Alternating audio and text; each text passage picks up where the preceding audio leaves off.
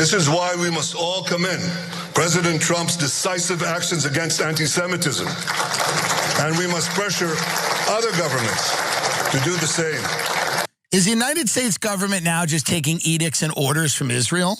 Is this what people voted for when they elected Trump, is to have a country taking orders from Israel? I don't think so. You just heard from Tim Dillon, who isn't some lefty. And it is pretty clear that Israel is calling the shots in the United States as students have their visas and green cards revoked and are getting arrested simply for expressing criticism of how Israel is prosecuting the war in Gaza. And you don't have to take it from me. In fact, take it from Israel's Prime Minister, Benjamin Netanyahu. These ignorant demonstrators, who are they demonstrating for? For these murderers, these rapists, these mass killers? This is a reflection of a deep rot that has pervaded the intellectual hub of free societies. And this vilification of Israel, the Jewish people, and Western values has been propagated by a systemic alliance between the ultra-progressive left and radical Islam. It must be resolutely fought by civilized societies to safeguard their future. This is why we must all commend President Trump's decisive actions against anti-Semitism, and we must pressure other governments to do the same. I'm just gonna comment briefly on what he had to say about a free society in Israel, because it reminded me of something I came across from my good friend Ben Burgess on X today. He shared a headline with the public. Let's take a look at this. Today's update from the only democracy in the Middle East: Israeli troops killed 15 Palestinian medics and buried them in a mass grave, UN says. That's just the latest. Yeah, so first of all, Israel. Don't protest it though, sorry.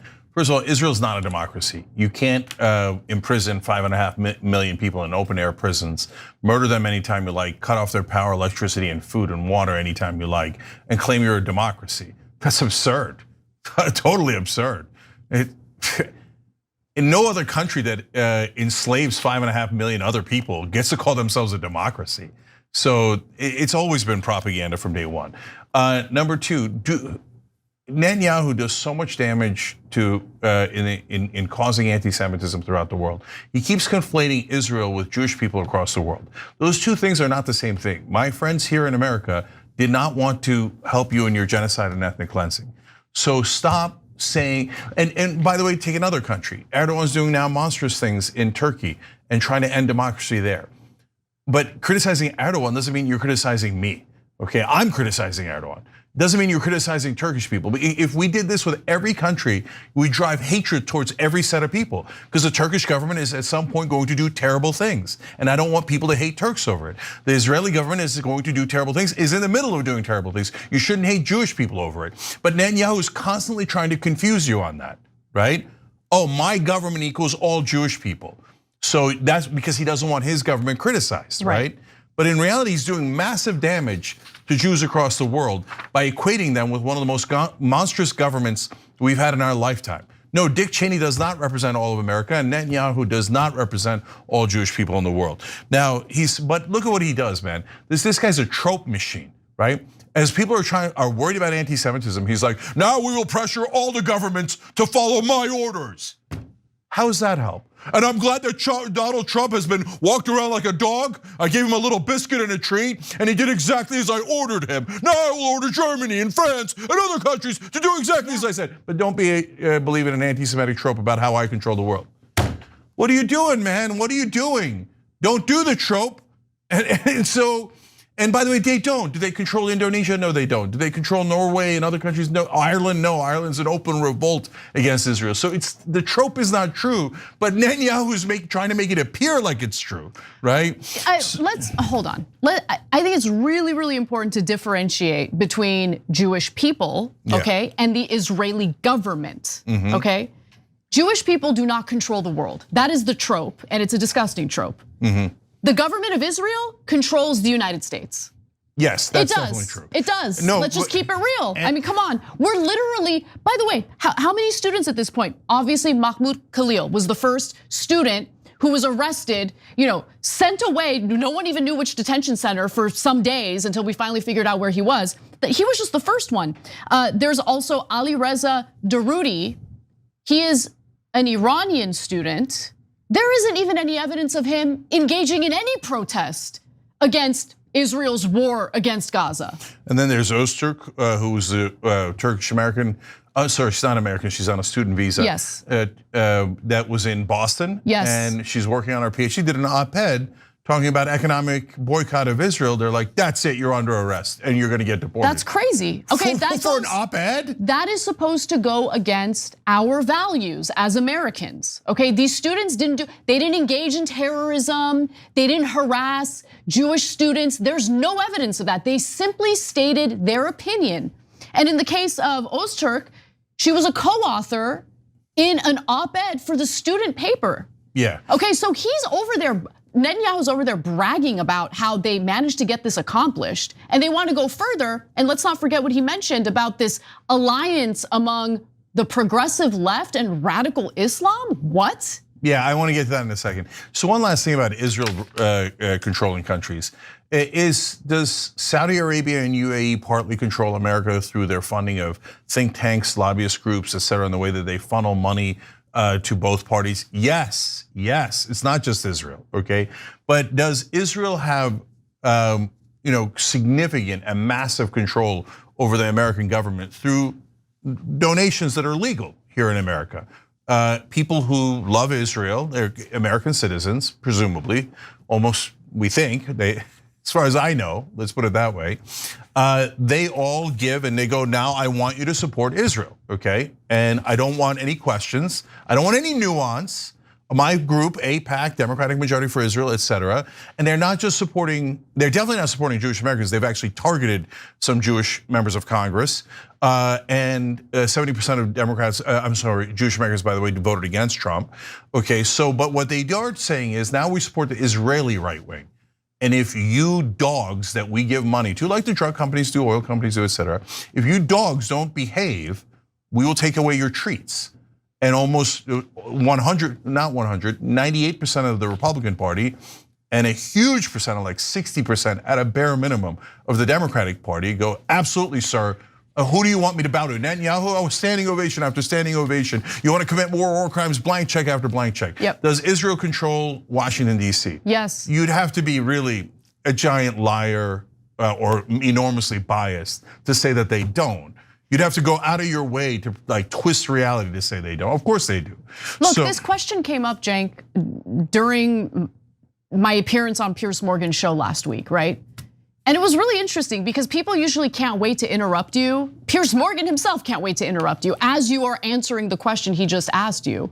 But no one interrupted me when I was saying what I needed to say. And so I want to go to video 5 here, and you'll get a sense of why I believe the Israeli government does have control over the American government. Take a look. But this principle of deporting students for their political allegiances or views, where do you sit on that? I mean, our government will certainly try to do that as long as the government of Israel demands it. And our government, whether you're talking about Democrats or Republicans, is completely controlled by the Israeli government, and they're gonna do the Israeli government's bidding. That's what this is really about.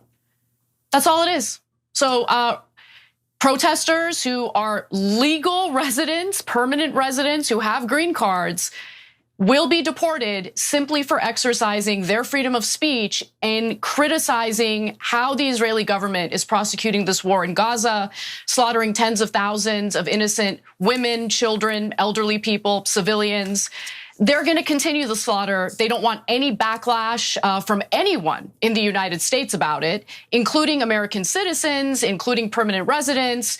And remember, Miriam Adelson and the Adelson family overall gave Donald Trump hundreds of millions of dollars to not do what's right for the United States, but to do what's right for Israel. So Donald Trump is going to do that.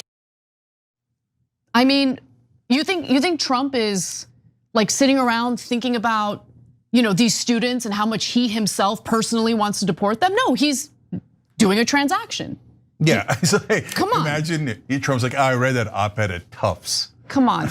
I want to take action on it. No, he got an order from AIPAC to deport the enemies of Israel. And he's doing it like a good boy. And not even enemies, like slight critics of Israel. So look, I think that clip Anna showed you is really interesting, because if Anna had said that on CNN just 2 years ago, 3 years ago, right? She would have been escorted out of the building. The host would have jumped down her throat. Every other panelist would have jumped down her throat. Now it's like, well, who would object? The right doesn't object, the left doesn't object.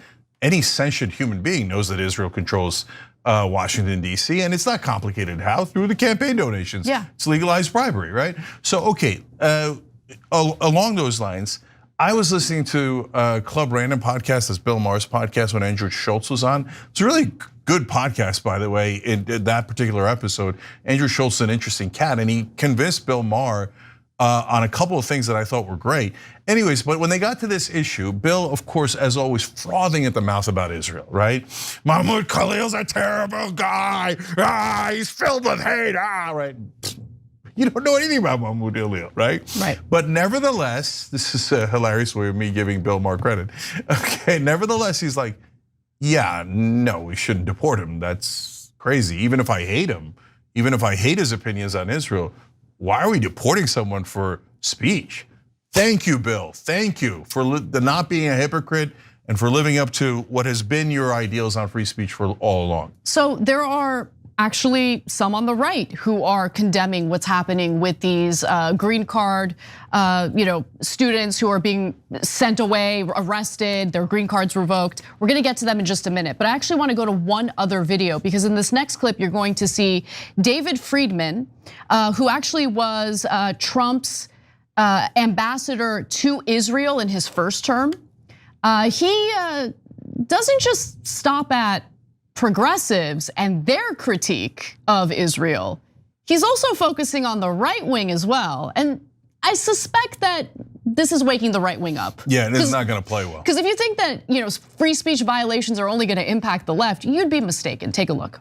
I condemn anti-Semitism on the right and on the left. I'm an equal opportunity condemner of anti-Semitism. You're alluding to Candace Owens and Tucker Carlson. Yeah, none of them are any good on the right. On the left, I don't like any of these anti-Semites, and I'm not shy about it. But the government, the United States government, or the government of France, or the government of any other country, has the power to rein in anti-Semitism in a much more effective way. And people say, well, the governments are not in the business of changing the way people think. That's true, but to my thinking, most people who are anti-Semites, most of these people running around, we're not going to win their hearts and minds, because they don't have hearts and they don't have minds. So how are we gonna? There's no reason to think we're ever going to convince them, but we can deport them. We can put them in jail. We can make their lives miserable. We can cut off their funding, and that's what the Trump administration is doing for the first time. Okay, now understand what he considers anti-Semitism. And by the way, you're an American citizen. If you are spewing anti-Semitic garbage, you're actually free to do that as long as you don't act on it, right? Free speech is a thing. Hate speech is protected under the First Amendment. This guy thinks that simply criticizing how Israel is prosecuting the war is already anti-Semitic. It's already anti-Semitism. And he wants to throw you in prison for it. Yeah. In prison for it. And by the way, that was an answer to a question about Tucker Carlson and Candace Owens. So we're not talking about student visas anymore. Oh my God. Now we're talking about core American podcasters, people in media on the right and the left. If you criticize Israel, he says, well, you have no heart and you have no mind. You have no heart because of course you should know when Israel slaughtered 15,000 children, it was the most moral thing to do. And if you dare disagree, we'll arrest you. And what did he say? Oh, we'll cut off your funding. By the way, he's like, it's anti-Semitic to say that the Jews would control speech in America. But if you dare cross Israel, we will cut off your funding, we will deport you, we will arrest you. But don't say it. If you say it, what I just said, I'm gonna call you an anti-Semite. No, maybe I'll throw you in prison.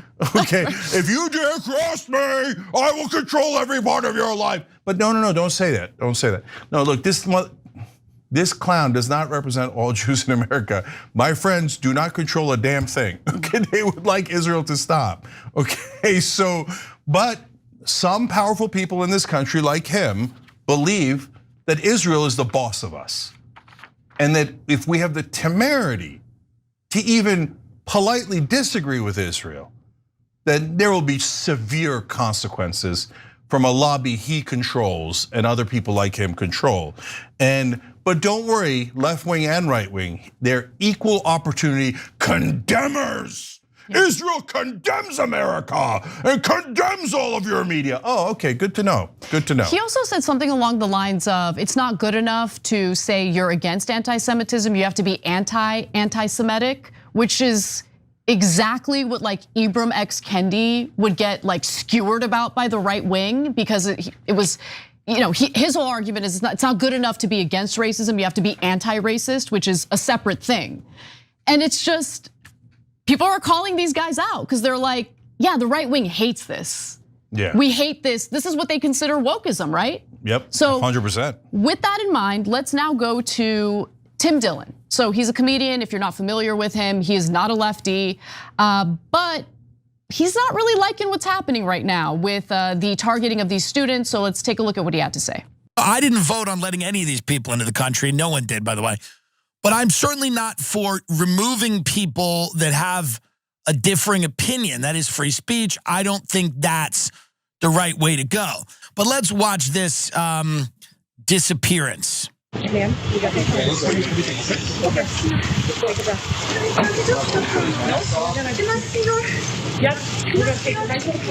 Is this being done for America or for Israel? I mean, this is a fair question. Is the United States government now just taking edicts and orders from Israel? I think it's a fair question to ask. Does anyone feel safer with this woman off the streets? Is this the American government's? Is this what people voted for when they elected Trump, is to have a country taking orders from Israel? I don't think so. She's a legal US resident. She participated in pro-Palestinian protests as a legal US resident. Her arrest follows the White House's crackdown on what is classified as anti-Semitism on US campuses. What is this? And does anyone feel uncomfortable with this? Yeah, I feel deeply uncomfortable with this. And I'm happy to see that it's not just lefties who feel uncomfortable with it. You also have people like Eli Lake. Eli Lake is a big defender of Israel, has spoken out against what's happening to these students. I give him a lot of credit for that. Dave Smith, of course, has been speaking out against this. He's a libertarian. So more and more people who are Trump supporters are coming out and saying, no, this is not okay. This goes against our values. And I commend them for that, because there's a lot of free speech warriors out there that ain't really about free speech when it's inconvenient for them. Yeah, I literally don't know a single Jewish American that is in favor of these kidnappings. Okay, so like, this isn't to serve Jews. This isn't to fight anti-Semitism. This is to serve a lobby that is for a foreign government. And so the fact that comedians and right-wingers, et cetera, are all waking up going, wait, what did she do against America? Right. Nothing. Or right. What does she do against Israel? You're not allowed to have an opinion about a foreign country, really? Well, apparently in America, you could be an exchange student, you could be a green card holder, resident alien that's legally here. You could have any vicious opinion you like about America or white people or black people, or, by the way, ironically, of Jews. You could say any anti-Semitic thing you like, but if you say something against Israel, you're gonna be taken out. Okay, and look, last couple of things here. We had this hilarious poll. Does Netanyahu have too much influence in the United States? I'm just curious. It's in the live chat. Shows at 6 o'clock every day. 5% believe no. Nope. What influence Netanyahu? But anyway, 95.5. That's not surprising. Last thing is, if you notice there, the topic I wanted to come back to, Netanyahu started saying now the left in America equals radical Islam. So that we're terrorists, right? So now the left has to get locked up. And he didn't say student visa, he didn't say green card. He just left equals radical Islam. So now if you're on the left, you better watch yourself, because the Israeli thought police might just arrest you if Netanyahu gets his way. But as you saw with Friedman, they're saying, well, we start with the left, but we're equal opportunity condemners. Yeah. So Tucker Carlson, Candace Owens, and everyone else, you start slightly criticizing Israel. We got a jail in Louisiana and then one in El Salvador that Israel can send you to via the US government. Every time you ring the bell below, an angel gets his wings. Totally not true, but it does keep you updated on our live shows. Every time you ring the bell below, an angel gets his wings. Totally not true, but it does keep you updated on our live shows.